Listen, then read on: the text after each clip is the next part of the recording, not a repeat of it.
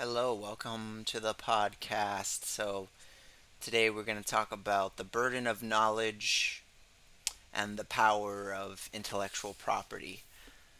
So, traditionally, we have this power of copyright, which means that if you create a work, that you have the rights to that work.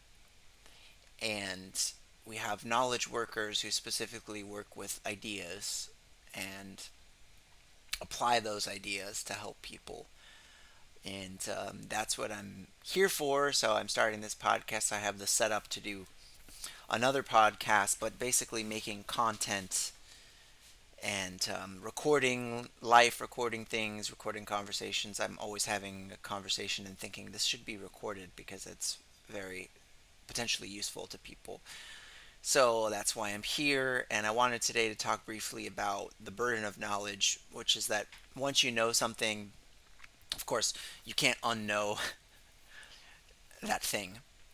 And so now, if you know this thing and you're unable to take action on this thing, that has now become a burden to you because you know about a potentiality, you know about something, and you're not able to do something about it. But of course, you are able to do something about it, but you have to just take action on it and take that risk and recognize that it's not always going to work out the way you think it is. And in fact, if you are enforcing it to work out the way that you think it has to be, then it's not actually going to work so well. So when people ask me what my plan is, I jokingly say that I plan that my plan won't go according to plan. I plan that my plan won't go according to plan. And what people used to tell me is, "Oh, you're trying to live your life on your own terms. You're trying to live your life on based on your will." And they would say, "No, you have to live your life based on God's will." And I said, and at the time I just thought that was crazy. I mean, what do you mean live based on God's will? What does that mean? Of course I'm going to try and run my. They were like, "You're trying to be the captain of your own ship." I'm like, why would I not try to be the captain of my own ship? But now I think I've started to understand that the second that you try to enforce those outcomes, the second that you try and impose your will, the second that you try to assert what you think has to be, you've now inadvertently given away your power because now, if it's not the way that you wanted it to be, now you've agreed that you're going to be unhappy. So you made an agreement with yourself to be unhappy. As Naval Ravikant says, he says that desire is an agreement you make with yourself to be unhappy until you get what you want. Right?